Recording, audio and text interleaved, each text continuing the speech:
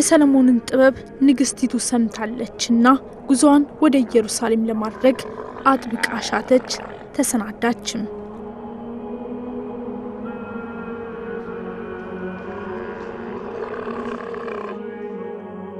ታሪክ እንደሚያስረዳን ከሆነ በወቅቱ 797 ሰረገላ፣ ቁጥር ስፍር የሌለው በቅሎች፣ ወርቅ፣ ዕጣን፣ የዝሆን ጥርስና ለከበረው ንጉሥ ጥበበኛው ሰለሞን ያስፈልገዋል ብላ ያመነችውን ሁሉ በመያዝ ጉዞዋን ጀመረች።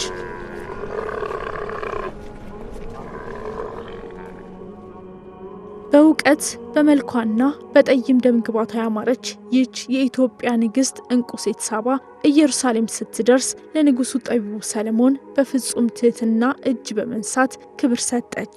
በጠቢቡ ሰለሞንም ዘንድ ትኩረትን አግኝታ እጅጉን ተከበረች።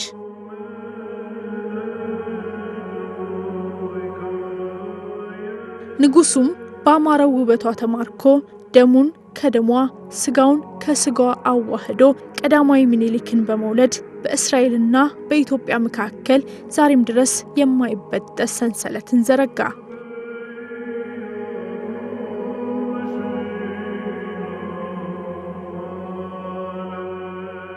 የሁለቱንም ግንኙነት መጽሐፍ ቅዱስ ሳይቀር ምስክር ሆኖ እናገኘዋለን። ኢትዮጵያዊቷ ንግሥተ ሳባ በሊቃውንት አባቶቻችንና በዓለም አቀፍ የታሪክ ጸሐፊያን እንደምትጠቀሰው ዲፕሎማትም ነበረች። እስራኤልና ኢትዮጵያን በእምነት፣ በደም፣ በታሪክ፣ በቋንቋ፣ በባህል ያቆራኘች የመጀመሪያውን ዲፕሎማሲያዊ ግንኙነት የጀመረች ነች ይባልላታል።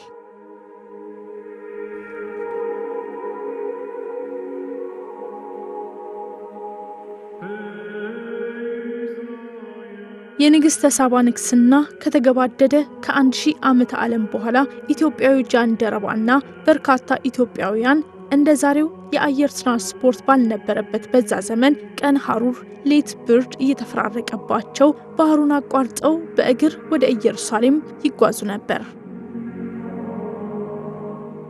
የአባቶቻችን ፈለግ የተከተለው ትውልድ ዛሬም ቢሆን ዘመኑ በፈጠረው የትራንስፖርት አማራጭ በመጠቀም ወደ እስራኤል ሀገር በመጓዝ ታሪክን ሲደግም ይታያል።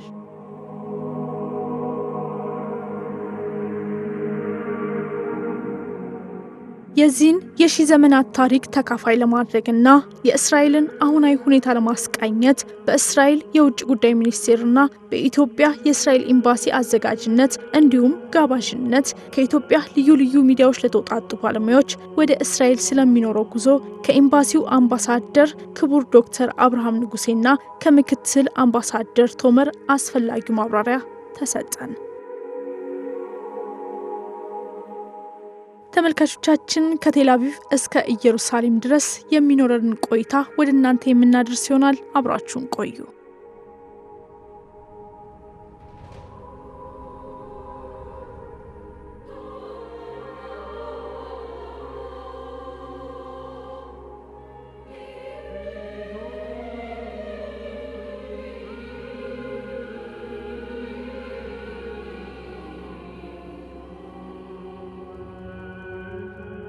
እስራኤል በቴክኖሎጂ፣ በኢኖቬሽን፣ በጤና፣ በኢነርጂ፣ በግብርና፣ በጥናትና ምርምር፣ ታሪክን በመጠበቅ በሚዲያና ሀገሪቱን ወደ እድገት ማማ በሚያሻግሩ ነገሮች ሁሉ ጠንካራ እንቅስቃሴ ያላት በመሆኗ እንደ ሀገር ልምዷን ከምታካፍላቸውና ተጠቃሚ ከሆኑት መካከል ሀገራችን ኢትዮጵያ ትገኝበታለች።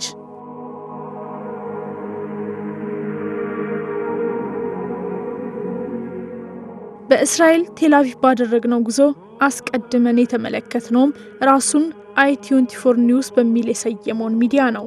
ሚዲያው በዋናው ከተማ ቴል አቪቭ ነው የሚገኘው። እንደ አውሮፓውያን አቆጣጠር በ2013 የተቋቋመ ሲሆን የ24 ሰዓት የዜና ቴሌቪዥን ጣቢያ በመሆን ፈረንሳይኛ፣ እንግሊዝኛ፣ ዕብራይስጥኛና አረብኛ ቋንቋዎች እንደሚያሰራጭ በተቋሙ ኃላፊዎችና ባለሙያዎች ገለጻ ተደረገልን።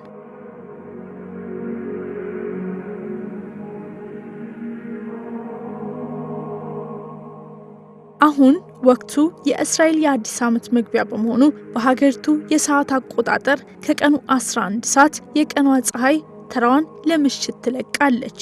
ሙሉ በሙሉ ጨለማ ይሆናል።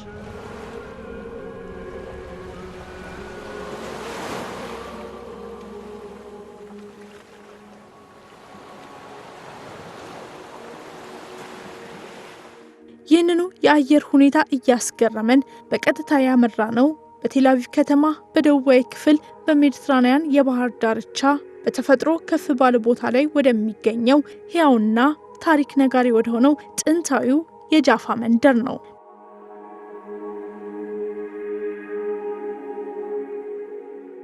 በመጽሐፍ ቅዱስ ውስጥ ጃፋ ከዳን ነገድ ድንበሮች አንዱና በኢየሩሳሌም ቤተ መቅደስ ለመገንባት የሊባኖስ ዝግባ ዛፎች የሚመጡበት ወደብ መሆኑ ይነገርለታል። ታሪኩን በተመለከተም በአስጎብኛችን ይሻ ሰፊ ማብራሪያ ተሰጥቶን ወደምናርፍበት ሆቴል አመራን። ኢትዮጵያ በጣም አስፈላጊ ስርወ መንግስት ናት፣ አገር ናት። ነገር ግን ከሰሜን ማለትም ከግብጽ ራሷን ነጥላለች። እዚህ በተቀደሰው ስፍራ ስትቆም ሁል ጊዜ በሶሪያና በግብጽ መካከል ነህ።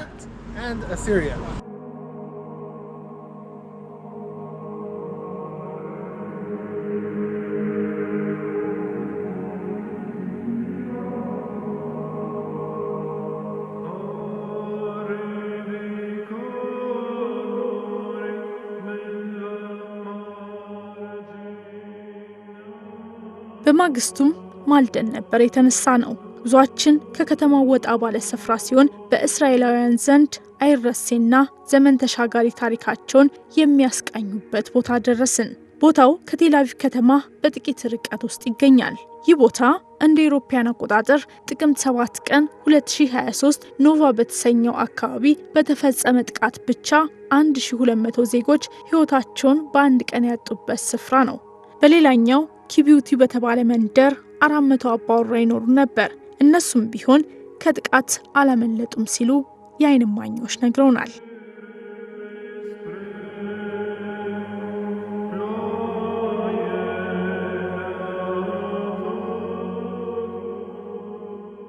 ሌላው የኢኖቬሽን የግብርና ቴክኖሎጂ በመጠቀም በረሃን እንዴት ማልማት እንደሚቻል እንዲሁም የውሃ አጠቃቀም ምን መምሰል እንዳለበት በቪዲዮ የተደገፈ ገለጻ ተደረገልን።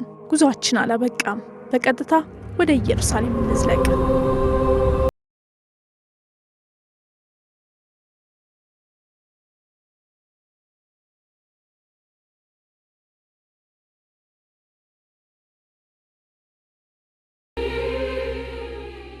ጌታችን መድኃኒታችን ኢየሱስ ክርስቶስ የተወለደባት መከራውን የተቀበለባት የሞት ፍርድ የተፈረደበት ቅድስቲቷ ምድር ኢየሩሳሌም።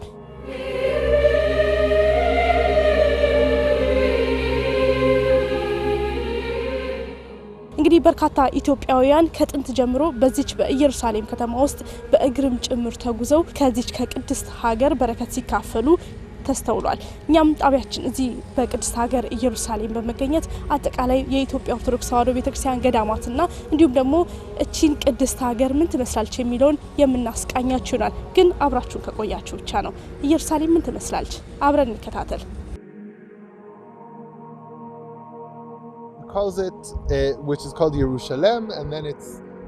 ይህ ቅጥር ስሙ በጥቂቱ ተቀይሯል።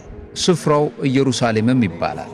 እነዚህን ቅሪተ አካላት ስንመለከት ከ3000 ዓመታት በፊት የነበሩ ታሪኮችን እንመለከታለን፣ እናስታውሳቸዋለን። በተለይም በነገስታትና የንጉሳውያኑን ቤተሰቦች። ነገር ግን ይህ ከተማ በተደጋጋሚ ተወሮ በተደጋጋሚ ተሰብሯል። እንደገናም ደግሞ በተለያዩ ስርወ መንግስታት ተገንብቶም ይገኛል።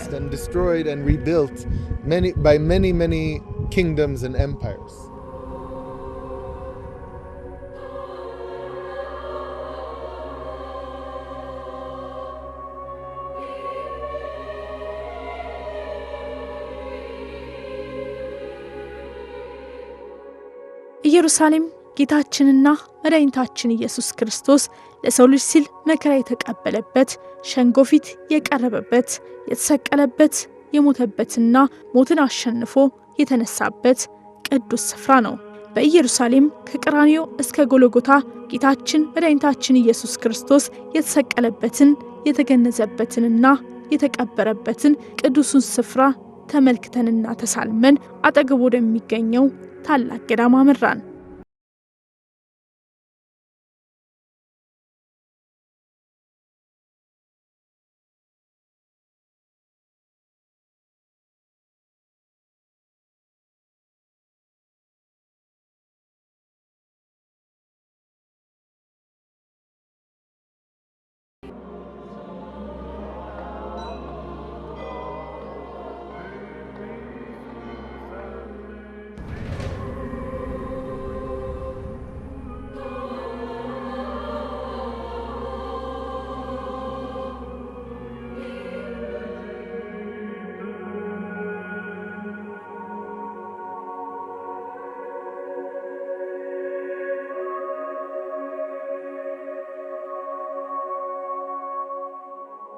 በመንገዳችንም የመድኃኔዓለምና የቅዱስ ሚካኤል ታቦተ ሕግ ያለበት 2 አብያተ ክርስቲያናት ተሳልመን ወደ ሌላኛው ቅዱስ ስፍራ ደረስን።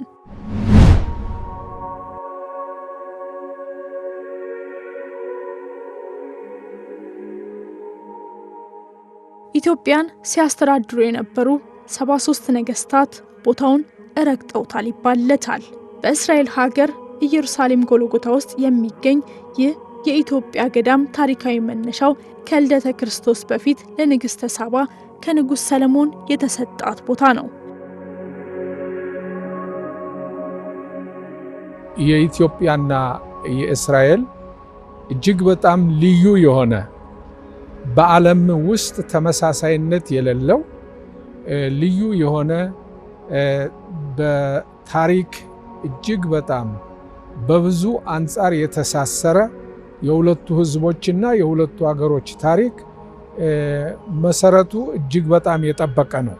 ለዚህም እንደሚታወቀው ለዚህ መሰረታዊ ወዳጅነት የረጅም ጊዜ የኢትዮጵያ ኦርቶዶክስ ተዋሕዶ ቤተክርስቲያን ትልቁን ሚና ይዛለች ማለት ነው።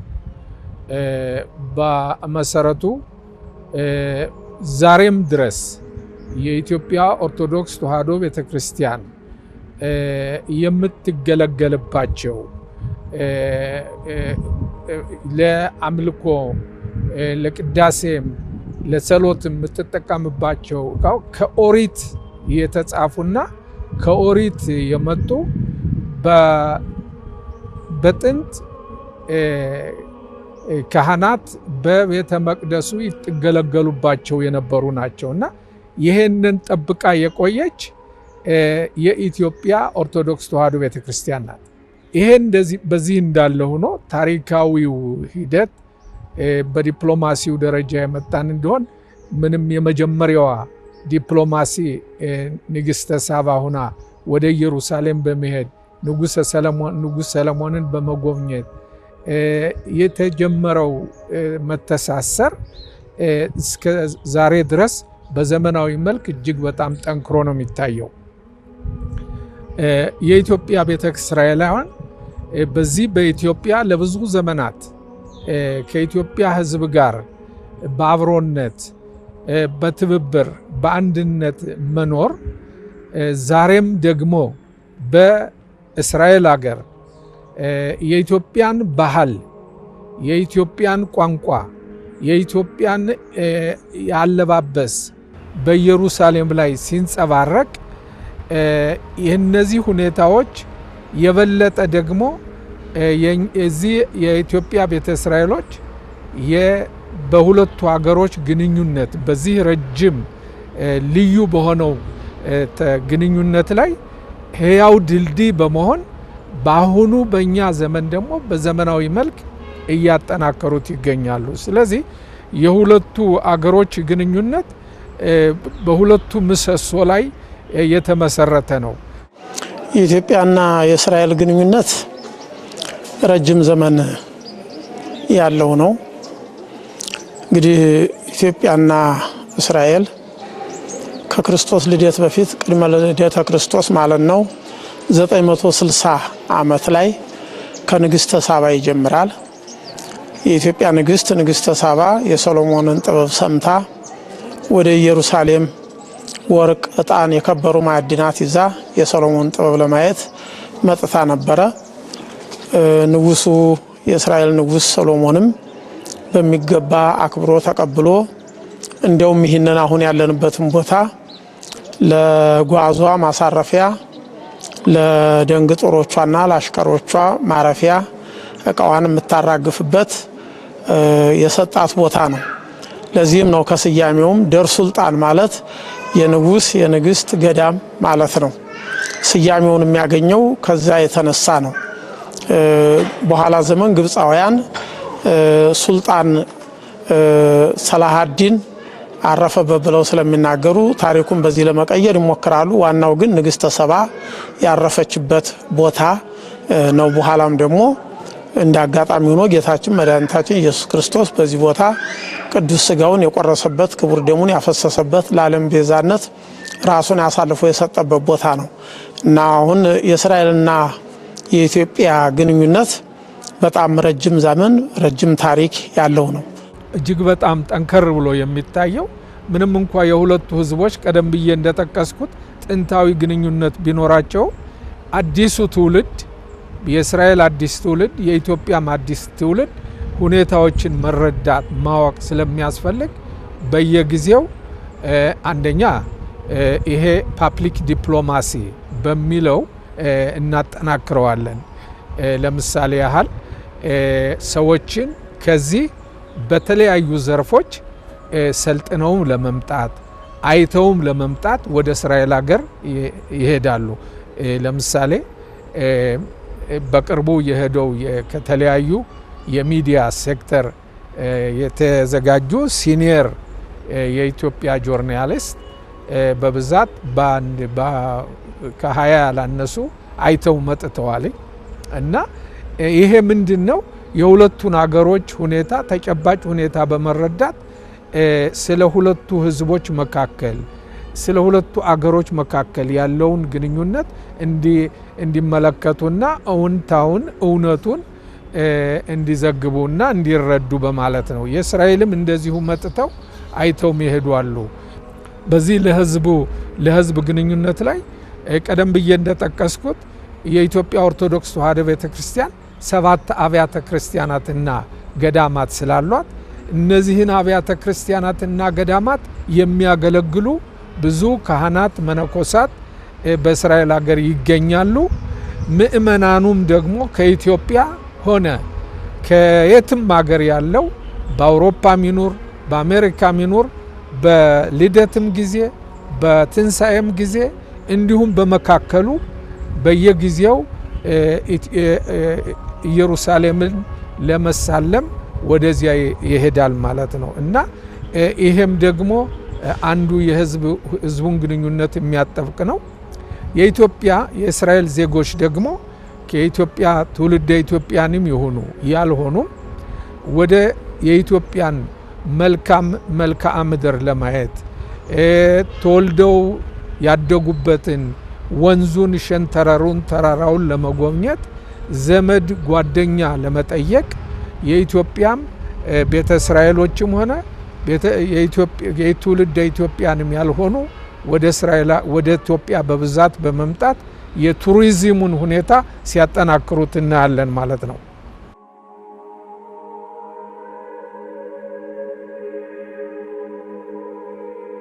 በዓለም እንደሚታወቀው የኢትዮጵያ ኦርቶዶክስ ተዋሕዶ ቤተክርስቲያን ዴር ሱልጣን ጨምሮ በኢየሩሳሌምና በቤተልሔም 7 ገዳማት አሏት። የኢትዮጵያ ኦርቶዶክስ ተዋሕዶ ቤተክርስቲያንም ከጥቁሩ ዓለም ውስጥ ብቸኛዋ በእስራኤል ሀገር ንብረት ያላት የኢትዮጵያ ቅርስን ይዛ ያለችው የኢትዮጵያ ኦርቶዶክስ ተዋሕዶ ቤተክርስቲያን ናት። ማንኛውም ኢትዮጵያዊ አሜሪካም ይኑር አውሮፓም ይኑር የትም ይኑር ኢትዮጵያም ይኑር ወደ ኢየሩሳሌም ሲሄድ የሚኮራበትና ኢትዮጵያዊነት የሚገለጽበት የ7 አብያተ ክርስቲያናትና ገዳማት ይገኛሉ እና እነዚህ ጥንታዊ መሰረታዊ ግንኙነቶች ዛሬም ለአዲሱ ትውልድ እጅግ በጣም የጠበቀ ግንኙነቱን የበለጠ ሊያጠብቀው ችሏል ማለት ነው። እንግዲህ በዚህ በኢየሩሳሌም የደብረ ገነት ገዳም መንበረ ጵጵስናው ይሄ የዴር ሱልጣን ገዳም በውስጡ 2 መቅደስ አለው። 2 መቅደስ 4 እዚህ አካባቢ አለ ማለት ነው።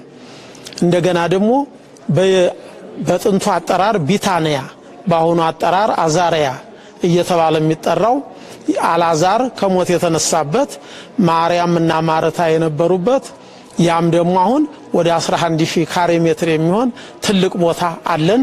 አሁንም አባቶቻችን በዚህ ገዳም ሲያገለግሉ ኑረው እናቶቻችን በዚህ ገዳም ሲያገለግሉ ኑረው ድካም ሲሰማቸው ጡረታ የሚቀመጡበት በብፁዕ አቡነ ቀውስጦስና በገዳሙ መነኮሳት አማካይነት ባለ 3 ፎቅ ህንጻ ተሰርቶ እዛ ላይ አሁን ቀሪ ዘመናቸውን ዳዊት እየደገሙ የሚቀመጡበት ትልቅ ቦታ አለን።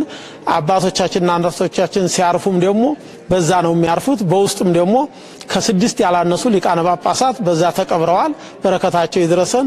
ያ አንድ ርስታችን አለ። በቤተልሔም ደግሞ በመካነ ልደቱ ጌታችን ኢየሱስ ክርስቶስ ከተወለደበት ሩቅ አይደለም። ድንጋይ በረወሩ የሚደረስበት በሩን ቢከፍቱት በውስጥ ሊያስገባ የሚችል መካነ ልደቱ ላይ ደግሞ አርቆ አስተዋይ አባቶቻችን ምን የመሰለ ርስት ገዝተው አቆይተውናል። በኋላ መነኮሳቱ እየገዙ እያስፋፉ አሁን ሰፊ ቦታ ርስት ደግሞ በቤተልሔም አለ ማለት ነው። ይህ 5ኛ ነው። በኢያሪኮ ደግሞ እንደዚሁ ታላቅ እናት የአፄ ኃይለ ሥላሴ የስጋ ዘመድ የሆኑ ወይዘሮ አማረች ወለሉ በፊት በኋላ ግን እሟይ አማረች ወለሉ የተባሉ በዛ ርስት ገዝተው የክረምት ቤት ሰርተው ይኖሩ ነበረ።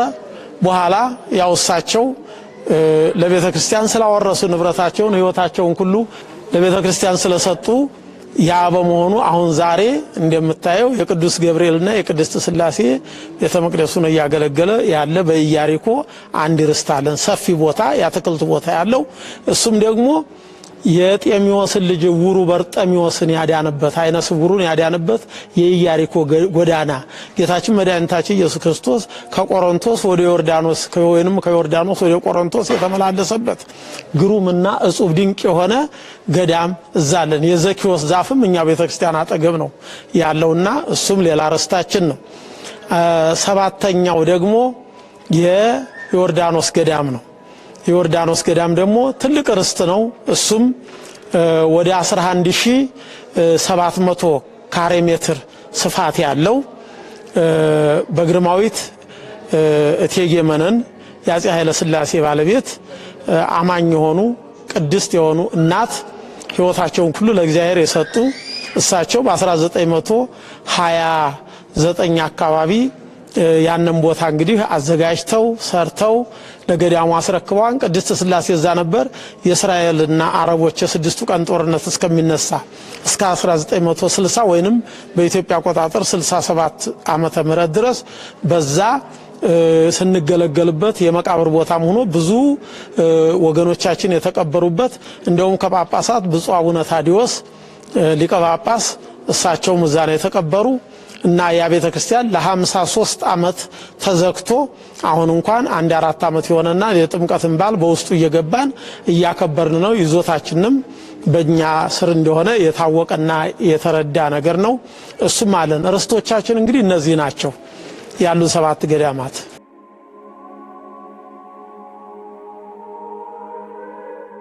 ከ4ኛው መቶ ክፍለ ዘመን ጀምሮ ኢትዮጵያውያን በገዳምነት ሲጠቀሙበትና ይኖሩበት እንደነበር የሚጠቀስለት በኢየሩሳሌም የሚገኘው የዴር ሱልጣን ገዳም በተለያዩ ጊዜ በተለያዩ አካላት የባለቤትነት ጥያቄ ሲነሳበት መቆየቱ ይታወቃል። በተለይም የግብጽ ኮፕቲክ ቤተክርስቲያን የባለቤትነት ጥያቄ ስታነሳ መቆየቷን በተለያየ ጊዜያት የወጡ ዘገባዎች ያሳያሉ።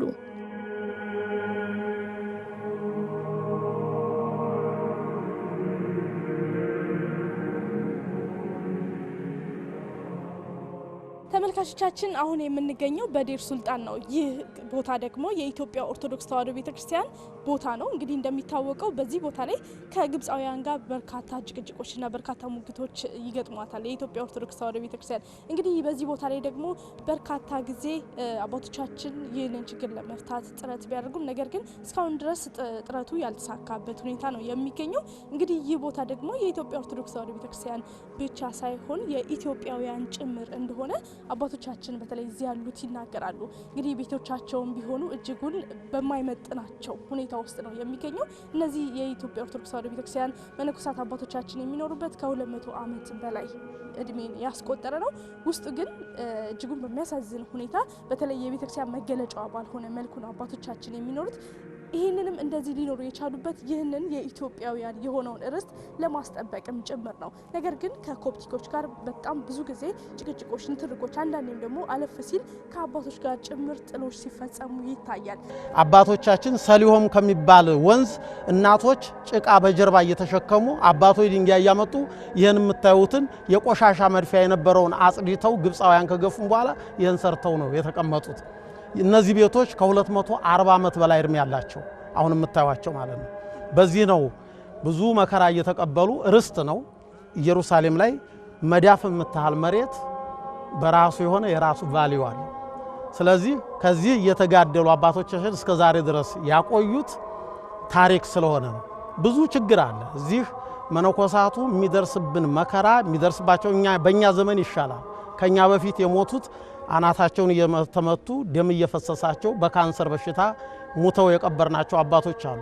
ከግብፃውያን ጋር ብዙ መገፋፋት አለ። እዚህ ቦታ ላይ በጣም የሚገፉን ግብፃውያን ናቸው። እኛ ደግሞ ከሀገር ርቀን ስለሆነ እነሱ የግብፅ ቴሌቪዥን ሙስሊሞቹ እንኳን ቴሌቪዥን ሳይቀር ይዘግባል። ኢትዮጵያውያን ግን ይህንን አናየው። ይሄ ሁልጊዜ ሊታይ የሚገባው ሁልጊዜ ሊነገር የሚገባው ጸሐፊዎች ሊጽፉበት ሪሰርች የሚያደርጉ ሰዎች ሪሰርች ሊያደርጉበት ታሪኩ ሊነገር በጉግል ሁሉ ብዙ ነገር ሊቀመጥ ይገባዋል። አሁን ብገቡ ጉግል ላይ ኮፕት ቤተክርስቲያን ነው የሚለው። እነሱ ብዙ ይጽፋሉ፣ የኛ ሰው ግን አይጽፍም። ኢትዮጵያውያን ስለ ገዳማቸው ተሳልመው ከመሄድ ያለፈ የለም። ምሁራኖቻችን ለምን አይጽፉም? ጋዜጠኞቻችን ለምን አይጽፉም? ቴሌቪዥን ጣቢያዎቻችን ይህንን ለምን አያራግቡትም? ለምን አይናገሩትም? ታሪክ ነዋ። ይሄ ዛሬ ሚዲያ ኃይል አለው፣ ጉልበት አለው። በሚዲያ የተነገረው ነገር ለገዳሙ ለሀገሪቱም ታሪክ ጠቃሚ ነው። ይሄ አምባሳደር ሳይኖር እዚህ ሀገር የመንግስት ተወካይ ሳይኖር ኢትዮጵያን ስትገልጥ ፕሬዘንት ስታደርግ የኖረች ቦታ ናት ይቺ ቦታና አሁንም ቢሆን የምታዩት እዚህ ቅድም እንደነገርኳችሁ 6 አብያተ ክርስቲያናት አሉ። ጎልጎታን ዙሪያውን የያዙ 3ቱ ማጆሪቲ ናቸው፣ 3ቱ ማይኖሪቲ ናቸው። ማጆሪቲዎቹ የካቶሊክ፣ የግሪክ፣ የአርመን፣ ማይኖሪቲዎቹ ደግሞ የኢትዮጵያ፣ የኮፕትና የሶሪያ ነን። ከነዚህ ውስጥ 5ቱ ኦርቶዶክሶች ናቸው፣ አንዱ ብቻ ነው ካቶሊክ። ጎልጎታ ላይ መገኘታችን ራሱ ለኛ ለኢትዮጵያውያን ከምንም በላይ ክብር ነው። ዲር ስልጣንም መፈታት ያለበት በኢትዮጵያ መንግስት ከሚመለከተው ጋር ተነጋግሮ መፍትሄ ማምጣት ያለበት የኢትዮጵያ መንግስት ነው ብለን ነው እኛ ምናምነው። ይሄ ሁሉ ችግር በገዳሙ ዙሪያ ያለው ግን በሌላ አይደለም፣ በግብፃውያን ነው። ምክንያቱ ለምንድን ነው? አንድ ነገር ስንሰራ እነሱ ደውለው የሚያስቆሙን እነሱ ናቸው። እነማን ናቸው የደወሉ ብለን ስንጠይቃቸው ግብፃውያን ደውለውልን ነው የሚሉት። ለምሳሌ ግሪክ አለ፣ አርመን አለ፣ ሶሪያ አለ። አንድም ቀን መተው እነዚህ ይሄ ነው ብለውና ያውቁ። እንግዲያ እንዲያው በጉርብትና የሚቀርቡን ግብፃውያን ማነው ግሪካውያን ናቸው፣ ምንም አይሉንም። እና ከግብፃውያን ነው ጋር ያለው ችግሩ። ይሄ ደግሞ መፈታት አለበት ብለን እኛ ምናምነው መንግስት ከመንግስት ጋር ተነጋግሮ ነው መፍትሄ ማምጣት ያለበት ብለን ነው ምናምነው። እዚህ ሀገር እንግዲህ ስታተስ ኮ የሚባል አሰራር ወይም ህግ አለ። ስታተስ ኮ ምንድነው? ባለበት ይቆይ ሁሉ ነገር ማለት ነው። በአሁኑ ሰዓት በእነዚህ በመድኃኔዓለምና ሚካኤል የሚባሉ ቤተክርስቲያን ጎለጎታ ውስጥ የኢትዮጵያ ኦርቶዶክስ ተዋሕዶ ቤተክርስቲያን እየተገለገለች ትገኛለች። ነገር ግን ደግሞ እኛ ሀገር እንደሚባለው ካርታው የለም። ስለዚህ ግብጾቹ እንትኑን አልወሰዱትም፣ እኛ ደግሞ አገልግሎቱን አላቋረጥንም። መነኮሳቶቻችን እዛው ነው የሚኖሩት። ነገር ግን ለማሳደስ የመብራት፣ የውሃ የመሳሰሉትን ከማዘጋጃ ቤት የሚሰጡ አገልግሎቶችን ለማግኘት በጣም አስቸጋሪ ነው። በአሁኑ ሰዓት ባለፈው አንድ ዛፍ በአንዲት ቤት ላይ አነስተኛ ቤቶች ናቸው ወድቆ እሱን ሊታደስ አድርገናል። ከውጭ ጉዳይ ሚኒስቴር ጋር በመነጋገር እሱ እንዲታደስ ተደርጓል። ይሄ እንዲታደስ ሲደረግ የግብጾቹን ይሁንታ ሳንጠይቅ የኮፕቲኮችን ይሁንታ ሳይጠየቅ ማለት ነው። ሙከራው ነበረ፣ ግን በፍጹም ሌላ ፕሬሲደንስ መፈጠር የለበትም በሚል እንደዛ አልተፈቀደም። እንትን ብሏል፣ እድሳቱ ተካሂዷል። እንግዲህ ለግብጾቹ ይሄ ደስ ላይላቸው ይችላል፣ ለኮፕቲኮቹ ማለት ነው። ነገር ግን ተነጋግረን ባለፈው ክቡር ሚኒስትራችን ዶክተር ጌዲዮን እዚህ ጉብኝት አድርገው ነበር በመጋቢት እና ገዳሙን ጎብኝተውታል። መነኮሳቱ ያለውን ችግር አስረድተዋቸዋል።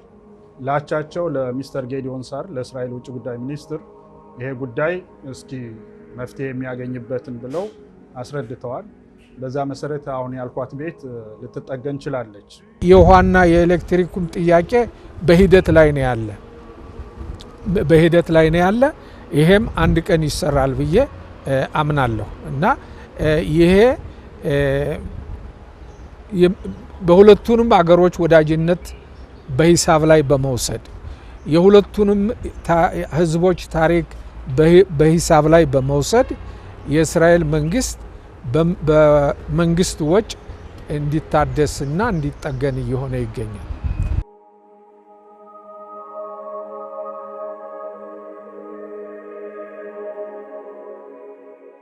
የኢትዮጵያ ኦርቶዶክስ ተዋሕዶ ቤተክርስቲያን ገዳማት እንደ ሀገር ለኢትዮጵያ እንዲሁም ለእስራኤል የቱሪዝም መስህብ በመሆን ከፍተኛ የገቢ ምንጭ ሆነው እንመለከታለን።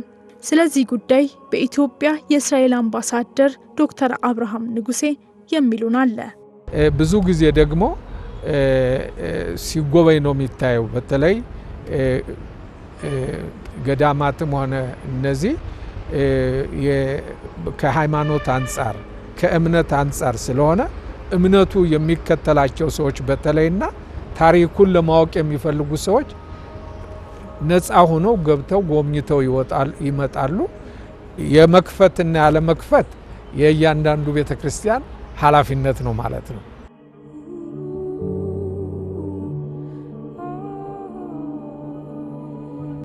በቆይታችን በዴር ሱልጣን ገዳም በተገኘንበት ወቅት በኩራት የሚናገሩ ሳይሆን አንገትን የሚያስደፋ የሀገርና የቤተክርስቲያን ከፍታ ዝቅ የሚያደርግ ነገር ታዘብን።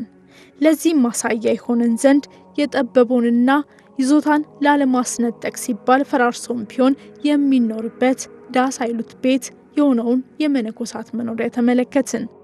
አሁን እንደምናወራው የእስራኤል መንግስት እኮ ብፁዕ ቅዱስ አቡነ ጳውሎስ ፕሬዝዳንቱ ዘንድ 2 ጊዜ ገብተው ጥያቄ ጠይቀዋል። የውጭ ጉዳይ ሚኒስቴር ስዩም መስፍን ጠይቀዋል። በተለያየ ዘመን እነ ወይዘሪት ቆንጂት ስነ ጊዮርጊስ እዚህ አምባሳደር ሆነው ጠይቀዋል። ሌሎችም ብዙ በአምባሳደርነት የተመደቡ ሰዎች ይህን ቦታ ጠይቀዋል። ግን እምቢ የሚባል መልስ የለም። እሺ ተብሎ የሚፈጸምም ነገር የለም። እንዲሁ ብቻ በይደር ነው እየተያዘ ያለው እንጂ ይታወቃል። መፍራት ብቻ አይደለም ችግራችን። እኛ እዚህ ቦታ እነዚህ ቤቶች የምታዋቸው እዚህ አንድ አባት ተኝቶ ጣራውን በእግሩ ይነካዋል። እንደ አይጥ አጎንብሰን ገብተን አጎንብሰን ነው የምንወጣው። ይህ አይታደስም ወይ? በዚህ ዘመን ይሄ መለወጥ የለበትም ወይ? ይህንን በእኛ በመነኮሳት አቅም ብቻ የሚሆን አይደለም። በኢትዮጵያ መንግስትም በቤተ ክህነቱም ግፊት ግንኙነት በማድረግ ከመንግስት ጋር በመነጋገር መንግስት ከመንግስት ሊሰራ የሚገባ ነው። እንዲያልኩሽ ይሄ የኢትዮጵያ ቤተክርስቲያን ጠባቂ ናት እንጂ ንብረትነቱ የኢትዮጵያ ሕዝብ ሀብት ነው። የኛ የኢትዮጵያ ኦርቶዶክስ ተዋሕዶ ምዕመናን ቁጥር ከፍ ያለ ነው፣ በየጊዜው እየጨመረ ነው። በአንጻሩ የኮፕቲኮች ቁጥር ደግሞ እየቀነሰ ነው። ስለዚህ በአማኝ ብዛት ቁጥሩ በጣም በበዓላት ቀን ያው እንትኑን ታያላችሁ። በየጊዜው እዚህ የሚቀረጸውን የመስቀል፣ የጥምቀት፣ የገና እንኳ ቤተልሔም ነው። ቅድም የረሳሁት ቤተልሔም ላይ ትልቅ ቤተክርስቲያን ነው ያለው የኛ ከግርግሙ ፊት ለፊት ምናልባት አይተሹም ከሆነ እና ብዙ ርቀት አይኬድም። በቃ በመሃል መንገድ ነው ያለ። መንገዱን አለፍ ስንል እዛ ነው የምናገኘው እና ከነዚህ ካሉን ሁሉ ችግር ያለበት ያው እንዳልኩት እዚህ ጎልጎታ ያለው ነው። በአጠቃላይ ይሄ ስታተስ ኮ ህጉን የእስራኤል መንግስት መጣስ አይፈልግም። ይሄንን ጠብቆ ግን እነዚህ ሰርቪሶችን ቅድም ያልኳቸውን አገልግሎቶችን ሻል ለማድረግ እየሰራ ነው። ስለዚህ ደረጃ በደረጃ ነው የምንሄደው ያልኩት። በዚህ ደረጃ ላይ ያለ እነዚህን ስራዎች ያው እንደ አንድ ስራ ይዘን እንደ ኤምባሲ እያከናወንን ያለ ነው።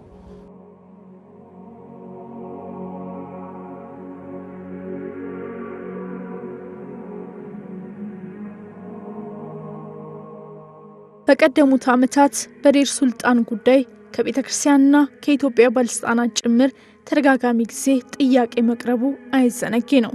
ችግሩ በዘላቂነት በአፋጣኝ እንዲቀረፍ በእስራኤል መንግስት በኩል አጥጋቢ ምላሽ ሊሰጥ ያልቻለው ለምን ይሆን ስንል በኢትዮጵያ ከእስራኤል አምባሳደር ዶክተር አብርሃም ንጉሴ ጋር በነበረን ቆይታ አንስተንላቸው ተከታዩን ብለውናል። በዚህ ሂደት ላይ ችግር የለም ማለት አይደለም።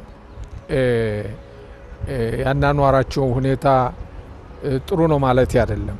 ችግር እንዳለው የታወቀ ነው።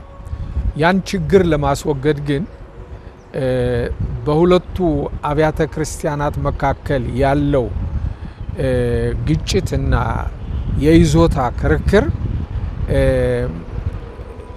አንዱ መፍትሄውን ካጓተተው አንዱ ምክንያት ይሄ ነው ብዬ አምናለሁ። ምክንያቱም እንደሚታወቀው ኢየሩሳሌም በብዙ ነገስታት በቅኝ ግዛት ከናቡከደነጾር አንስቶ እስከ እንግሊዞች አገዛዝ ድረስ ብዙ ሀያላን መንግስታት የፈራረቁባትና ብዙ ሀያላን መንግስታት የገዟት ቦታ ናት። በዚህ ሂደት ላይ ብዙ የመለዋወጥ ሁኔታ ስላለ በይዞታው ላይ ግልጽ ያልሆኑ ነገሮች ስላሉ ግብጾች ለኛ የተሰጠ ነው ይላሉ። የኢትዮጵያ ኦርቶዶክስ ተዋሕዶ ቤተክርስቲያን ደግሞ የለም ለኛ ነው የተሰጠን። ስለዚህ ግብጾች ኢትዮጵያ አሁን የያዘችውን የኢትዮጵያ ኦርቶዶክስ ተዋሕዶ ቤተክርስቲያን የያዘችውን እንዲለቁላቸው ይፈልጋሉ።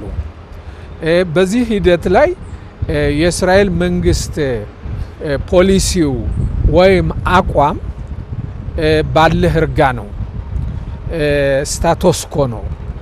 ማለትም የይዞታው ሁኔታ ለማንኛውም ገጽ ያልተረጋገጠ ስለሆነ ይህ የይዞታ ሁኔታ በፍርድ ቤት በፍትሁ መንገድ እስኪረጋገጥ ድረስ ባለው ያዘ ይቀራል በሚል የኢትዮጵያ ኦርቶዶክስ ቤተክርስቲያን የያዘችውን ይዛ ትገለገላለች ማለት ነው። በዚህ ሂደት ላይ ያለው ሁኔታ ምንድነው? ቤቶች እንዲታደሱ እንዲጠገኑ የመነኮሳትም ሆነ የካህናት ኑሮ ዘመናዊ እንዲሆን ያለውን ሁኔታ የግብጽ እንዲታደስ ይቃወማሉ። ምክንያቱም ንብረቱ ከታደሰ ኢትዮጵያን ኦርቶዶክስ ተዋሕዶ ቤተክርስቲያን ገንዘብ አጥታ አይደለም የማታሳድሰው፣ ነገር ግን ግብጾች ስለሚቃወሙ ነው። ካሳደሱ ኢትዮጵያ ኦርቶዶክስ ተዋሕዶ ቤተክርስቲያን ንብረቷን ቤቷን አሁን በይዞታ ባለህ እርጋ መመሪያው መሰረት በያዘችውን ለማሳደስ እና ለመጠገን ግብጾች አይፈልጉም። ምክንያቱም ኢትዮጵያ ኦርቶዶክስ ታሳደሰች ይዞታው ይጸናላታል ብለው ስለሚያምኑ በዚህ ሁኔታ ላይ ክርክሩ ለማን ይገባል የሚለው በማን ዘመነ መንግስት ነው በማን ጊዜ ነው የተቀበለ የሚለው በፍርድ ቤት ተጣርቶ ይዞታው በፍትህ ውስጥ የሚወሰን ድረስ ለሰው ህይወት አስጊ የሆኑ ነገሮች ሁሉ በእስራኤል መንግስት ወጪ እንዲታደሱ ተደርጓል። በዚህ መልክ የታደሱ አሉ። አሁንም ደግሞ የጠቀሽው የኤሌክትሪክ ሁኔታ ይሄ ሁኔታ እኔም ከዚህ ሆኜ ይሄን ጉዳይ እየተከታተልኩ ነው። ጥያቄው ምንድነው? የራሳችን የሆነ የቆጣሪ የኤሌክትሪክ ቆጣሪም ሆነ የውሃ ቆጣሪ በአዲስ መልክ ኃይል ይኖረው ዘንድ እንደገና መሰራት መተከል አለበት የሚል ጥያቄ ቀርቦ ይሄ ሁኔታ ለመሐንዲስ ክፍል ተመርቶ አሁንም በእስራኤል መንግስት ወጪ እንዲሆን በሂደት ላይ ነው። ይሄ ሁኔታ አንዳንድ ቀጠሮችም ተይዘው የቀሩበት ሁኔታዎች አሉ። ብዙ ዝርዝር ሁኔታዎች አሉ። ግን ይሄ ሁኔታ ችግሩ አለ። ያን ችግር ለመለወጥ ደግሞ ጥረት እየተደረገ ነው።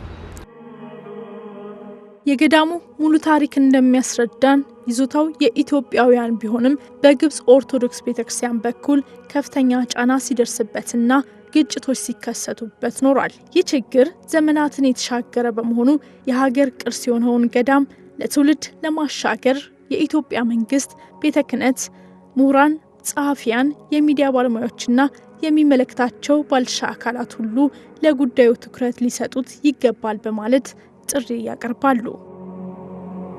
ከቤተ ክህነት ይመጣሉ። ችግሩ ግን ይሄ ከ240 ዓመት በላይ የቆየ ችግር ነው።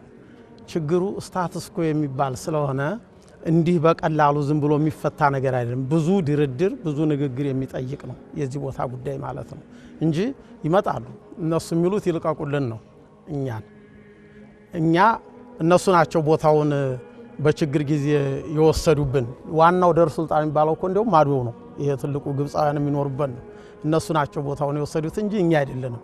እነሱ ደግሞ የሚሉ ከሁለቱ መቅደስ አንዱን ይስጡንና ከያ በኋላ እንደራደራለን የሚል አይነት ነው። ዋናው ግን የሚያስቀናቸው ይህ አደባባይ የኢትዮጵያውያን ነው። ይህን የሚያህል ሌሎቹ አብያተ ክርስቲያናት የላቸውም።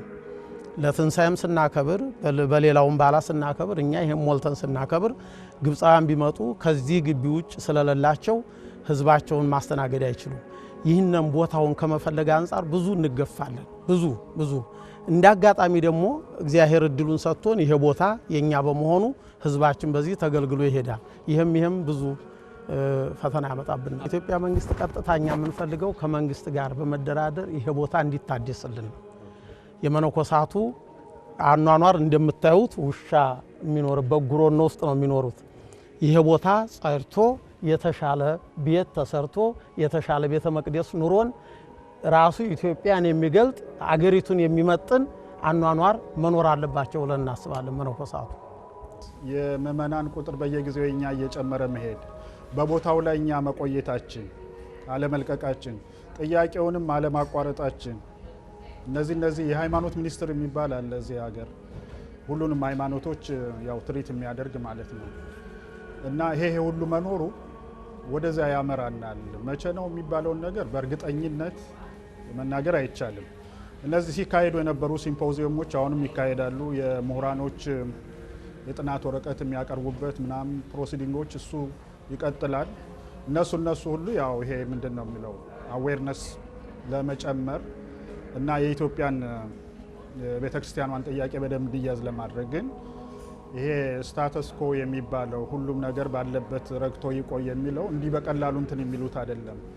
ከዚህ አንጻር ሳይሆን ከፖለቲካ ከዲፕሎማሲ ግንኙነት አንጻር ሁሉ ይታያል። ግብጽና እስራኤል ያላቸው ግንኙነት፣ ኢትዮጵያና እስራኤል ያላቸው ግንኙነት፣ እስራኤልና ግብጽ ያላቸው ግንኙነት እነዚህ ሁሉ የራሳቸው ኢምፓክት አላቸውና ያው በዚህ መልኩ ይቀጥላል።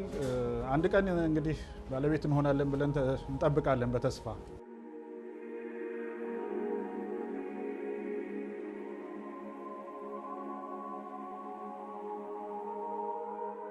ታሪክ ነጋሪው የዴር ሱልጣን ገዳም የገጠመውን አሳዛኝ ችግር እንዲቀረፍ ዛሬ ላይ የዜግነት ግዴታችንን መወጣት ካልቻልን ለመጪው ትውልድ የምናስረክበው ቅርስ ጥያቄ ላይ መውደቁ አይቀሬ ነው።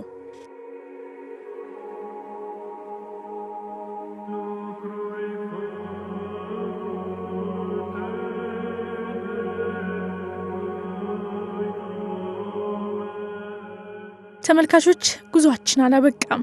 በቀጣይ ቀናት በናዝሬት ያደረግነውን እንዲሁም በኢየሩሳሌም የነበረን ቆይታ የምናስቃኛችሁ ይሆናል።